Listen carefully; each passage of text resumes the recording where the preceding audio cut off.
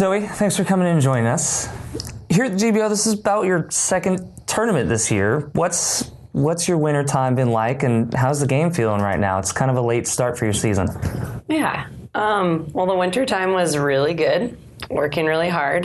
I actually started a nonprofit organization. Co-founder is Dustin Keegan, and it's all aimed towards disc golf education in schools and other entities, but that takes a tremendous amount of my time, like more than what I actually even have. So it's great. It keeps me really busy.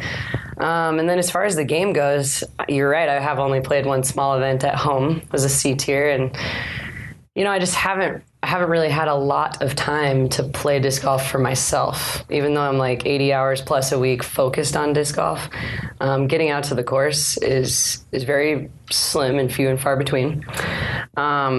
Also had a little bit of a wrist injury after my tournament in Maui in January. And I'm just kind of coming back from strengthening and preparing myself for that. So you might even see me throw like a left-handed shot this week just to save some of the stroke count or throw count on the right hand. I'm feeling pretty confident in left-handed drives, but certainly not the putting.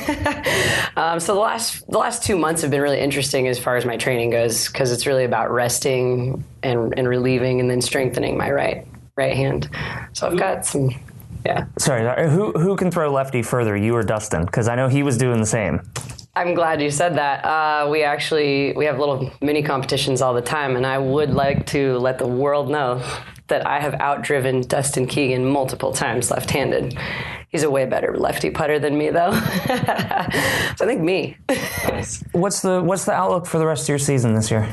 Oh man, it's bright. I'm really excited. Like I said, this is kind of my big kickoff being out here. And even though it's a couple months later than I wanted it to be, I'm back in the mode. We got Daisy Chains and Masters Cup next month. Big highlight with Beaver State Fling and some Oregon events in June. Then I'm going to take a little time in July and August to just be all nonprofit oriented and kind of DD and building up clinics and things like that in the summer. And then finishing the season really strong out on the East Coast and Worlds and Women's Nationals. The Women's Global event is coming up in a couple weeks. How do we get more women to play disc golf? I know we're talking about kids, but let's shift gears to women now. Well, I'll shift gears from the kids to how are we going to grow the women. That was one of the main reasons, or one of the top 5 reasons I started the organization, was to get more kids playing, but really to grow the female population. It starts with the children.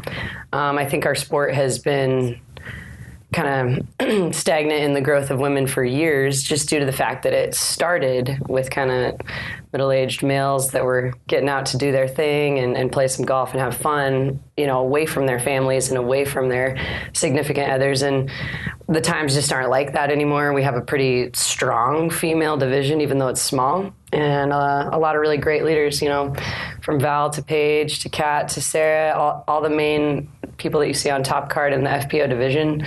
Every one of us are really promoting disc golf. We're really teaching clinics a lot more, with a lot more of the public. The media is everything. If they can actually display women playing disc golf, I believe that between teaching and the media, that's how we're going to grow more women being interested. Because I know that females going out to play with a bunch of men is a little bit unmotivating or even kind of crippling to learning the game. Whereas if they see women doing it, they feel as though they can do it as well.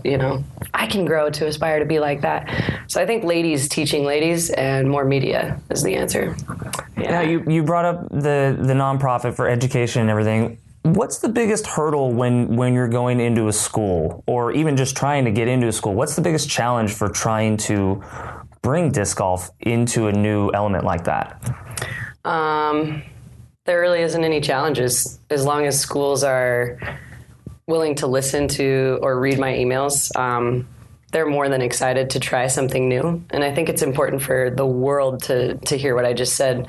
There's no challenges when it comes to teaching kids a new fun activity that's getting them outdoors or just excited to be active.